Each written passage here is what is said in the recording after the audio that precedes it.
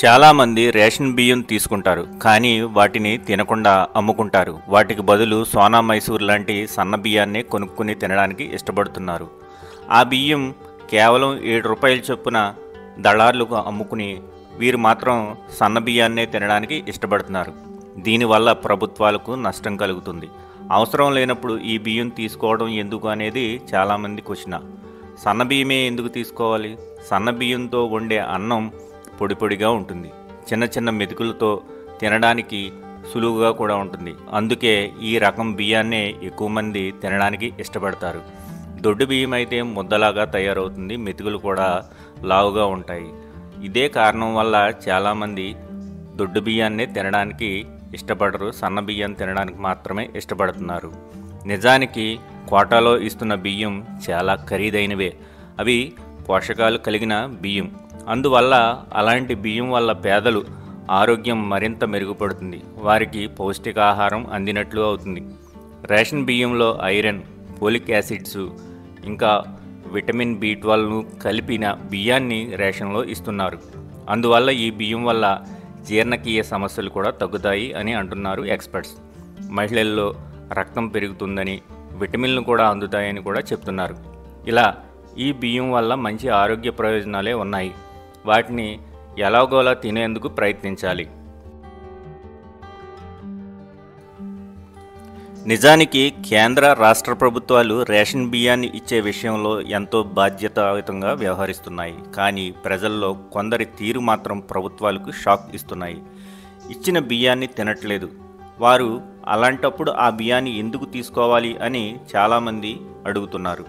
రైతు పండించే ప్రతి ధాన్యపు గింజ ప్రభుత్వమే మద్దతు ధరపై సేకరించాలి.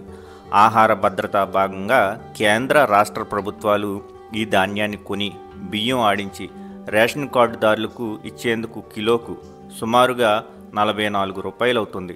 అంటే ధాన్యం కొనుగోలు, రవాణా, మిల్లింగు, గోదాములకు చేర్చడం, అక్కడి నుంచి రేషన్ దుకాణాలకు సరఫరా చేయడం, డీలర్ల కమిషన్ మొత్తం కలిపి సుమారు ₹44 అవుతుందన్నమాట.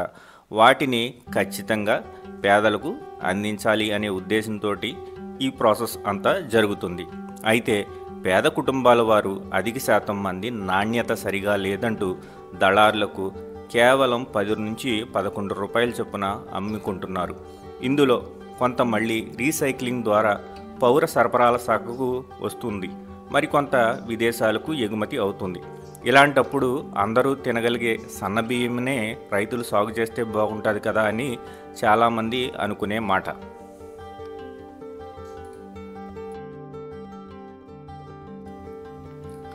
సన్న రకాల వరి సాగు చేయాలంటే ఆలోచన మంచిదే అయినా వాస్తవంలో అంత తేలిక కాదంటున్నారు ఇప్పటి రైతులు. ఉభయ గోదావరి జిల్లాలో కొందరు ఔత్సాహిక రైతుల ద్వారా సన్న రకాల సాగు చేయించినప్పుడు వర్షాలతోటి, వరదలతోటి దిగుబడి 10 బస్తాలు తగ్గుతుందని, పంట కూడా నాణ్యంగా లేదంటూ చెప్తున్నారు. అలాగే పంట అమ్మేటప్పుడు కూడా చాలా ఇబ్బందులు పడవలసి వస్తుందని కూడా చెప్తున్నారు.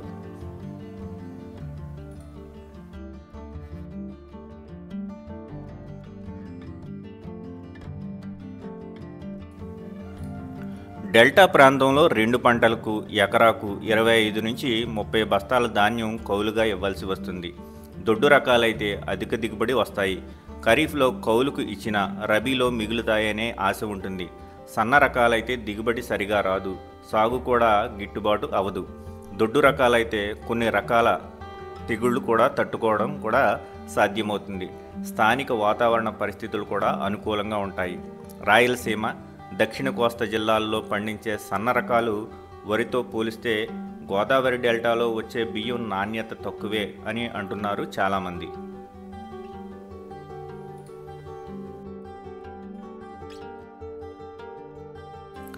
మరి ప్రభుత్వాలు కూడా ఇన్ని ఒడిదుడుకులను ఓర్చుకుని ఈ దొడ్డు బియ్యం కాకుండా సన్న బియ్యమే రేషన్లో ఇవ్వాలి అంటే సుమారుగా కిలోకి మరో ₹10 నుంచి ₹20 వెచ్చించవలసి ఉంటుంది. సో ఇన్ని ఒడిదుడుకుల మధ్య ప్రభుత్వం ఈ ఛాలెంజ్ని తీసుకోవాలంటే మరి కోట్లాది రూపాయలు వెచ్చించవలసి వస్తుంది. ఇప్పుడు మనం తినే దొడ్డు బియ్యాన్నే రకరకాలుగా ఉపయోగించుకోవచ్చును. ఉదాహరణకు దొడ్డు బియ్యంలో దోశలు, ఉప్మా, ఊతప్పం లాంటి అనేక రకాలైన పిండి వంటల్లో ఈ దొడ్డు బియ్యంను వాడి మన జీవనశైలి సంబంధించిన వ్యాధులను తగ్గించుకొని మనం ఆరోగ్యంగా ఉండవచ్చును. ఈ ప్రభుత్వం వారు ఇచ్చే ఈ దొడ్డు బియ్యంలో ఇన్ని పోషక విలువలు తెలియక ఉండవని చాలామంది అపోహపడుతున్నారు.